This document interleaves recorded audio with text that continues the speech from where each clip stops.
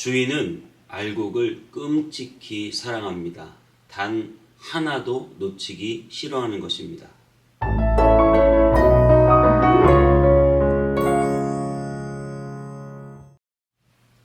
안녕하세요. 온땅이배 성문교회 서정희 목사입니다. 오늘도 하나님의 말씀과 함께 행복한 하루 되시기 바랍니다. 오늘은 가라지 비유에 대해서 여러분과 말씀을 나눌 텐데요. 오늘 본문 마태복음 13장을 천국장이라고 합니다. 된장 천국장 아니고요. 하나님 나라 천국장. 13장은 천국은 마치라는 말로 시작하는 비유들이 여러 가지 많이 나옵니다. 그 중에 한 가지가 오늘 이 가라지 비유입니다. 가라지 비유는 농부가 밭에 열심히 씨를 뿌려서 농사를 짓고 있는데 밤중에 원수가 가라지를 심었다는 그런 내용이에요. 그러니까 그 가라지를 심은 그것에 그 가라지가 자라나니까 가서 피를 뽑을까요? 이렇게 품꾼들이 말하니까 가라지를 뽑을까요? 라고 말하니까 가라지를 뽑지 말고 가만두라. 잘못 뽑으면 알곡까지 상할까 염려된다. 물론 능숙한 농사꾼들은 쉽게 뽑을 수 있다고 생각하지만 오늘 농부이신 주인은 단 하나라도 알곡을 뽑을 수 없다. 그런 의미로 받아들일 수 있겠습니다. 오늘 본문 마태복음 13장 24절에서 30절까지 한번 읽어보도록 하겠습니다. 예수께서 그들 앞에 또 비유를 들어 이르시되 천국은 좋은 씨를 제밭에 뿌린 사람과 같으니 사람들이 잘 때에 그 원수가 와서 곡식 가운데 가라지를 덧뿌리고 갔더니 싹이 나고 결실할 때에 가라지도 보이거늘 집 주인의 종들이 와서 말하되 주여 밭에 좋은 씨를 뿌리지 아니하였나이까 그런데 가라지가 어디서 생겼나이까 주인이 이르되 원수가 이렇게 하였구나. 종들이 말하되 그러면 우리가 가서 이것을 뽑기를 원하시나이까 주인이 이르되 가만두라. 가라지를 뽑다가 곡식까지 뽑을까 염려하노라. 둘 다 추수 때까지 함께 자라게 두라. 추수 때에 내가 추수꾼들에게 말하기를 가라지는 먼저 거두어 불사르게 단으로 묶고 곡식은 모아 내 곡간에 넣으라 하리라. 아멘.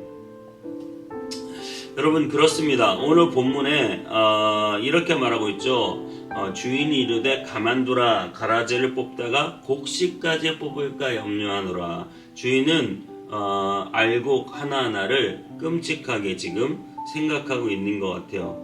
그러면 여러분 그런 의미에서 우리가 한번 생각해 볼 곳이 있어요. 그것은 무엇이냐면 가라지를 가만두라 라고 말씀하셨다는 거죠. 그러니까 가라지가 사실은 우리의 삶 가운데 항상 있는 거예요. 이런 비유를 들었던 제자들은 예수님께서 만약에 메시아라면 어떻게 하기를 원했을까요? 빨리 그 로마 일당들을 다 축출하고 또 대제사장과 바리새인들을 다 축출하고 예수님의 나라를 만들어서 자기네들이 정권을 잡고 정치하고 싶은 그런 마음을 가졌을지 모르겠습니다. 하지만 여러분 가라지는 항상 있다고 하신 예수님 말씀처럼 가라지를 그냥 두셨어요. 그리고 오히려 예수님은 그 가라지에 자신이 뽑히셔서 십자가를 지셨죠. 로마 군병에 뽑히셔서 십자가를 지셨고 대제사장과 바리새인들에게 뽑히셔서 십자가를 지신 것이죠. 그래서 여러분 하나님의 나라는 가라지가 항상 있다. 예수님께서 그 가라지를 뽑아버리신 게 아니라 오히려 그 가라지에 뽑히는 삶을 사셨다라고 하는 사실이에요. 저와 여러분도 정말 뽑고 싶은 가라지가 있을지 모르겠습니다. 그것이 사람일 수도 있어요. 내가 저 사람만 없으면 좀 살겠다라고 생각할지도 모르겠습니다. 그런데 오늘 예수님은 가라지가 항상 있다 그렇게 말씀하시는 것이죠. 때로는 환경일 수도 있어요. 내가 요 환경만 바뀌면 요 문제만 해결되면 그러면 또 다른 문제가 생기지 않을까요? 가라지는 항상 있다 말씀하시는 거예요. 그런데 여러분 우리가 생각해 봐야 될 것은 그 가라지가 가라지인지 알곡인지 모른다는 거죠. 능숙한 농부는 알 수 있지만 그 가라지가 무엇이 알곡이고 무엇이 가라지인지 모른다. 예수님이 그 가라지 오히려 뽑힌 사건이 저와 여러분에게 아주 큰 엄청난 유익이 되었듯이 여러분이 지금 싫어하고 있는 그 사람이나 그 상황이 여러분에게 유익이 될 수 있다는 것이죠. 그래서 여러분 늘 생각하셔야 됩니다. 가라지는 항상 있는데 무엇이 가라지인지 알곡인지 알지 못한다. 내게 지금 있는 이 고난이 나는 분명히 가라지 같은 아주 뽑고 싶은 현실이라고 생각했는데 오히려 그것이 나에게 유익이 될 수도 있다는 사실이죠.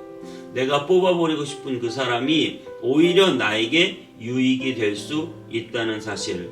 여러분 무엇인지 무엇이 가라지인지 무엇이 알곡인지 알지 못한다는 거예요. 때로는 여러분의 가족 중에 믿지 않는 사람이 있어요. 그럼 우리는 생각하죠. 저 사람이 저렇게 해서 언제 예수를 믿으려나 걱정을 하실 수 있어요. 하지만 여러분 제가 많은 사람들을 경험해 본 결과 지금 믿지 않던 사람이라도 그 사람이 5년 10년 후에 엄청난 믿음의 일꾼이 될 수 있어요. 그 사람이 가라지가 아니란 말이죠. 무엇이 가라지인지 무엇이 알곡인지 우리는 모른다는 거예요. 그럼 마지막으로 한번 생각해 봅시다. 여러분은 가라지신가요? 알곡인가요?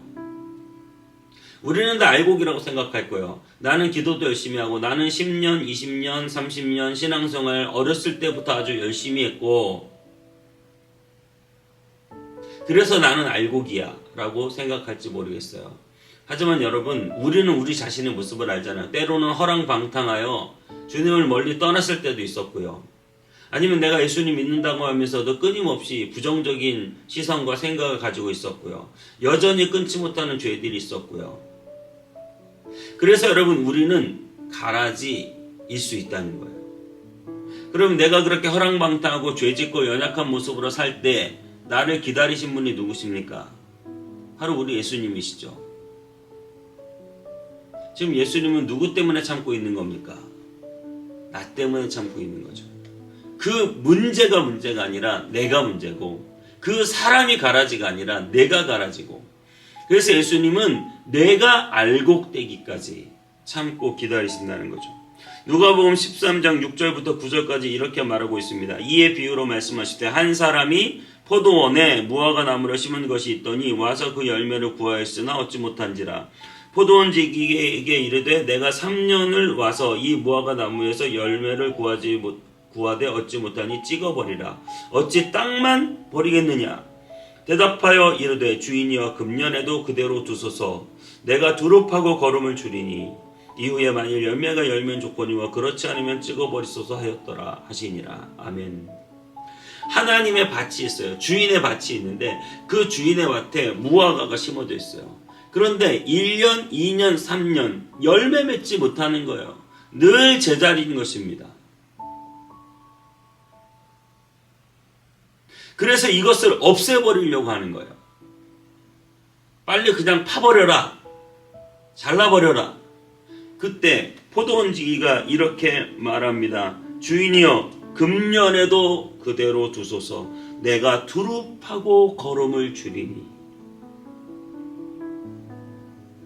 금년에도 참아주세요. 우리는 구할 바를 알지 못하나 말할 수 없는 탄식으로 우리를 위하여 간구하시는 분. 올해도 그만두소서. 서정현 목사 여전히 연약하고 부족하고 죄 중에 있고 여전히 하나님의 열매를 제대로 맺지 못하는, 그런데 주님은 나를 1년, 2년, 3년, 5년, 10년, 20년, 30년 내 신앙의 수많은 여정 가운데 주님은 열매 맺지 못하는 나를 끊임없이 참고 기다리셨다는 것이죠. 여러분도 마찬가지죠.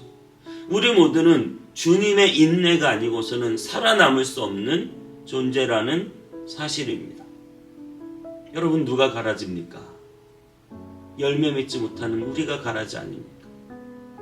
누구를 참고 계십니까?